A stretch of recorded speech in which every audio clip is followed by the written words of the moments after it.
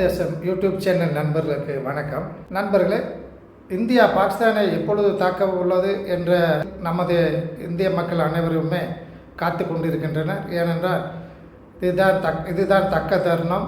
இதையடுத்து பாகிஸ்தான் அடுத்து தீவிரவாதம் என்ற பேச்சையே விட்டுவிட வேண்டும், இந்தியா மீது பயத்தோடு இருக்க வேண்டும். ஆகவே இந்த தருணத்தை பயன்படுத்தி பாகிஸ்தானை இந்தியா தாக்கிவிட வேண்டும் என்று நமது இந்திய மக்களில் பெரும்பாலோர் எதிர்பார்த்து வருகின்றனர். நண்பர்கள், நமது இராணுவம் பல வகைகளில் கண்காணிப்புகளை செய்து வருகிறது.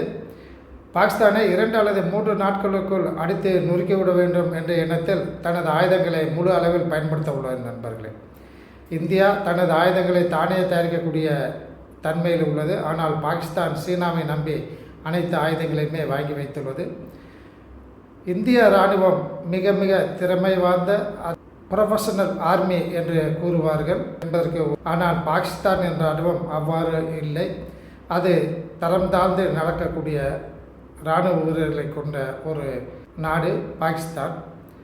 ஆகவே இந்த போரில் நாம் சுமார் 10க்கும் மேற்பட்ட முக்கியமான ஆயுதங்களை பயன்படுத்தி நாம் பாகிஸ்தானை துண்டாடப் போகிறோம். நண்பர்களே, முதலில் ரஃபால் விமானம். இந்த ரஃபால் விமானம் உலகத்திலே மிக சிறந்த 4.5ஆம் தலைமுறை விமானம். இந்த விமானம் சற்று ஒளிந்திருந்து தாக்கக்கூடிய விமானம், அதாவது சிறிதளவுக்கு ஸ்டெல்தி கேரக்டர் இந்த விமானத்தில் உள்ளது. அது மட்டும் இல்லாமல் மிக சிறந்த ரேடார் சிஸ்டம் இந்த விமானத்தில் பொருத்தப்பட்டுள்ளது. நண்பர்களே, இது மிக வேகமாக இயக்கக்கூடிய, அதே போன்று அஜைல் என்று சொல்வார்கள். எந்த விதத்தில் எவ்வாறு இந்த விமானத்தை நாம் செலுத்த வேண்டுமோ அந்த அளவுக்கு செலுத்தி இதை மற்ற விமானங்களின் தாக்குதலுக்கு ஆளாகாமல் இருக்கும் வகையில் இவற்றை நாம் பயன்படுத்த முடியும். நண்பர்களே, ஆகவே மிக சிறந்த ரஃபேல் விமானத்தை பயன்படுத்தி நாம் பாகிஸ்தானை தாக்குவதற்கு முயற்சி செய்து வருகிறோம். அதே போன்று மிக முக்கியமான மிசைல் ஏவுகணை நம்மிடம் அக்னி 5 என்ற மிசைலை பயன்படுத்துவதாக உள்ளதாக தெரிகிறது. நண்பர்களே, அக்னி 5 என்ற மிசைலை பற்றி நீங்கள் கேள்விப்பட்டிருப்பீர்கள். இது 5000 முதல் 8000 கிலோமீட்டர் வரை சென்று தாக்கக்கூடிய பாலிஸ்டிக் மிசைல். இதில் ஒரு மிசைலிலிருந்து 10க்கும் மேற்பட்ட தாக்குதல் ஆயுதத்தை பொருத்திக் கொள்ளலாம், வார்கெட்டை பொருத்திக் கொள்ளலாம். இந்த வார்கெட்டானது இலக்கின் அருகில் சென்றவுடன் அது 10 இடங்களாக பிரிந்து 10 இடங்களையும் தாக்கக்கூடியது. ஆகவே இந்த மிசைலை தடுத்து நிறுத்த முடியாத. நண்பர்களே, அதிகமான வேகத்தில் வரக்கூடிய இந்த மிசைல் 10 பாகங்களாக பிரிந்து 10 தாக்குதல் ஆயுதம் ஒவ்வொரு இடத்திற்கும் சென்று தாக்குதல் ஏற்படுத்துவதால் பாகிஸ்தான் இந்த ஒரு அக்னி மிசைல் வருவதை பார்த்தாலே அவர்கள் ஓடி விடுவார்கள். அந்தளவிற்கு பாகிஸ்தானை சுக்குநூறாக்கக்கூடிய ஒரு மிசைல் என்னவென்றால் இந்த அக்னி 5 மிசைல். நண்பர்களே, இதை பயன்படுத்துவதாக நமது இராணுவம் திட்டமிட்டுள்ளதாக தெரிகிறது. நண்பர்கள், அதற்கு அடுத்தபடியாக ஹைப்பர்சோனிக் மிசைல்.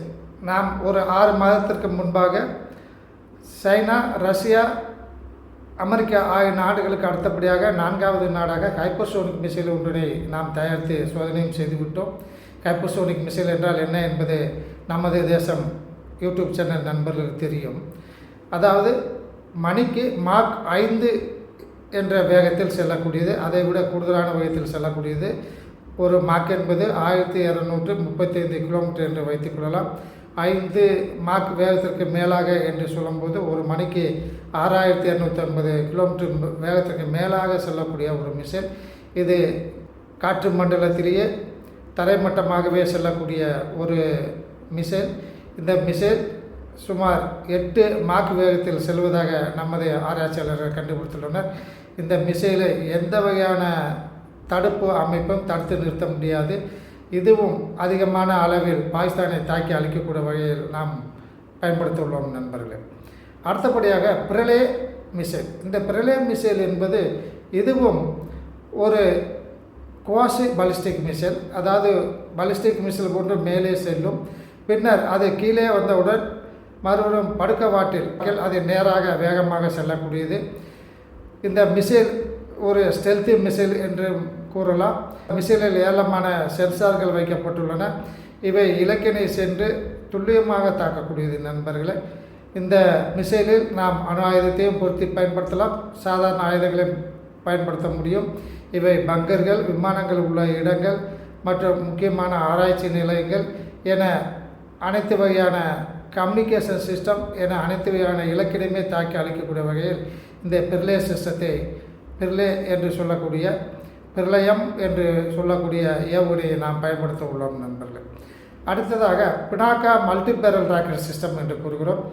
இதை பற்றி நமது இன்றைய நியூஸ் சேனலில் விவரமாக பார்க்கலாம். பினாக்கா மல்டிபேரல் ராக்கெட் சிஸ்டம் என்பது 44 செகண்ட் கால அளவிற்குள் 12 மிசைல்களை எதிர் நாட்டின் மீது அனுப்பக்கூடியது.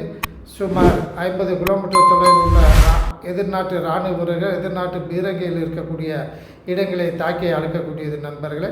இவை ஏராளமான எண்ணிக்கையில் நாம் நமது எல்லோரமாக நிறுத்தி வைத்துள்ளோம். இவற்றை பயன்படுத்தி நாம் மல்டிபேரல் ராக்கெட் சிஸ்டத்தின் மூலம் ராக்கெட்டுகளை ஏவும்போது எதிர்நாடுகளின் எல்லைப்புறத்தில் உள்ள அனைத்து வகையான அவர்களது தாக்குதல் அமைப்புகளும் அளிக்கப்படும் நண்பர்களே.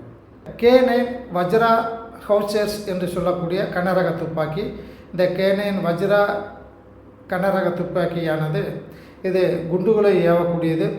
மிக கனத்த குண்டுகளை இது ஏவும். 150 மில்லிமீட்டர் அளவுள்ள குண்டுகளை இந்த ஹவுச்சர் துப்பாக்கியின் மூலம் நாம் எதிர்நாட்டில் உள்ள இலக்கின் மீது ஏவ முடியும். எதிர்நாட்டின் எல்லையோரமாக இருக்கக்கூடிய அனைத்து வகையான அமைப்புகளையும் அழித்து நிற்கக்கூடிய அளவிற்காக நாம் ஏராளமான எண்ணிக்கையில் இந்த ஹவுச்சர் வகை துப்பாக்கிகளை வஜ்ரா K9 என்று சொல்லக்கூடிய இந்த கனரக துப்பாக்கிகளை நமது எல்லோரமாக நிறுவி நமது இராணுவ வீரர்கள் மிக தயாரான நிலையில் உள்ள நண்பர்களே. இந்த ஹவுச்சர் துப்பாக்கியிலிருந்து செல்லக்கூடிய குண்டுகள் மிக அதிக அளவில் தாக்குதல் நடத்தி எதிரில் ஓட விரட்டக்கூடிய ஒரு முக்கியமான கனரக துப்பாக்கி. இந்த துப்பாக்கியையும் நாம் இந்த போரில் பயன்படுத்த உள்ளோம் நண்பர்களே. அடுத்ததாக அர்ஜுன் 10.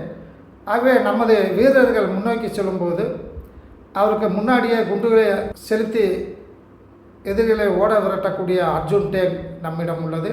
இந்த அர்ஜுன் 10 உள்நாட்டிலேயே தயாரிக்கப்பட்ட நண்பர்களே. இவற்றில் ஏராளமான எண்ணிக்கையில் நமது நாடே தயாரித்து வைத்துள்ளது. இந்த அர்ஜுன் டேங்க் பீரங்கி வருவதை ஓரளவு எதிரிகளால் கண்டுகொள்ள முடியாது நண்பர்களே. இவற்றிலிருந்து செல்லக்கூடிய குண்டுகள் ப்ரிசிஷன் கைடட் என்று கூறுகிறார்கள். ஆகவே எந்த இடத்தை தாக்க வேண்டுமோ அந்த இடத்தை நோக்கி தாக்கக்கூடியது. சுமார் 8 கிலோமீட்டருக்கு தொலைவில் உள்ள எதிரிகளின் இலக்கினை மிக துல்லியமாக கண்டறிந்து தாக்கும் அளவிற்கு வேண்டிய அமைப்புகள் இந்த அர்ஜுன் டேங்கில் உள்ள நண்பர்களே. ஆகவே நாம் மிக வெகு தொலைவிலிருந்தே நாம் அவற்றை தாக்க முடியும். இந்த டேங்கை அழிக்கக்கூடிய மிசைல்கள் வந்தாலும் அவற்றையும் தடுத்து நிறுத்தக்கூடிய அளவிற்கு அவற்றையும் அழித்து விடக்கூடிய அளவிற்கு தன்னை பாதுகாத்து கொள்ளும் அளவிற்கான இந்த டேங்க் இந்த பீரங்கி தயார் செய்யப்பட்டுள்ளது. ஆகவே நாம் இந்த அர்ஜுன் டேங்குகளையும் நாம் பயன்படுத்தப்பட உள்ளதாக தெரிகிறது. இவற்றை விட மிக முக்கியமான ஒரு ஏவுகணை என்னவென்றால் நமது பிரம்மோஸ் ஏவுகணை. இவற்றை மிக அதிக அளவில் நாம் ஏற்கனவே தயாரித்து வைத்துள்ளோம். பிரம்மோஸ் ஏவுகணையை எந்த அமைப்பும் தடுக்க முடியாது. அதிக வேகத்தில் சூப்பர் சோனிக் என்ற வேகத்தில் செல்லக்கூடியது. மணிக்கு 3 மாக் வேகத்தில் சொல்லக்கூடியது. அதாவது சுமார் 3600 கிலோமீட்டர் ஒரு மணிக்கு என்ற வேகத்தில் செல்லக்கூடிய இந்த மிசைல் நமது இராணுவத்தின் கப்பலிலிருந்தும் விமானங்களிலிருந்தும் தரையிலிருந்தும் என பல வகைகளிலும் இந்த மிசைலை நாம் எதிர் நாடுகளின் இலக்கினை நோக்கி தாக்கி அழிக்கப் போகின்றோம் நண்பர்களே. அது மட்டும் இல்லாமல் எதிர் நாடுகளின் சேட்டலைட்டை அழிக்கக்கூடிய, உதாரணத்திற்கு பாகிஸ்தான் மேலே நம்மை கண்காணிக்கக்கூடிய அளவிற்கான செயற்கைக்கோளை மேலே பறக்க விட்டிருக்கும் பொழுது அவற்றை நமது நாட்டின் தரைப்பகுதியிலிருந்து மிசைலை அனுப்பி ஏவுகணையை அனுப்பி அந்த செயற்கைக்கோளை சேட்டலைட்டை அழிக்கும் வகையிலான மிசைல்களும் நம்மிடம் உள்ள நண்பர்களே. இவற்றையும் நாம் பயன்படுத்த உள்ளோம். ஆகிய நண்பர்களே, முக்கியமாக இந்த தீவிரவாதத்தை அதிகமாக வளர்த்து வரக்கூடிய லஷ்கர்-இ-தொய்பா அமைப்பின் தலைவர் அவரை அழிப்பதும், முக்கியமான பயிற்சி அளிக்கக்கூடிய இடங்களை அளிப்பதும், அது மட்டுமில்லாமல் பாகிஸ்தான் ஆக்குப்படி காஷ்மீர் பகுதியை பிடிப்பதற்கு வேண்டிய ஏற்பாடுகளை செய்வது என அனைத்து வகையான வேலைகளையும் ஒரே நேரத்தில் 3 அல்லது 4 நாட்களுக்குள் நமது இந்திய இராணுவம் இந்த வகையான ஆயுதங்களை பயன்படுத்தி பாகிஸ்தானை தோற்கடிக்க செய்து வெற்றி பெற வேண்டும் என்ற எண்ணத்தில் செயல்பட உள்ளதாக தெரிகிறது நண்பர்களே. தொடர்ந்து அடுத்த வீடியோ செய்தியில் சந்திக்கலாம். இத்துடன் நமது தேசம் இந்த வீடியோ செய்தியை முடித்துக்கொள்ளலாம். நன்றி, வணக்கம்.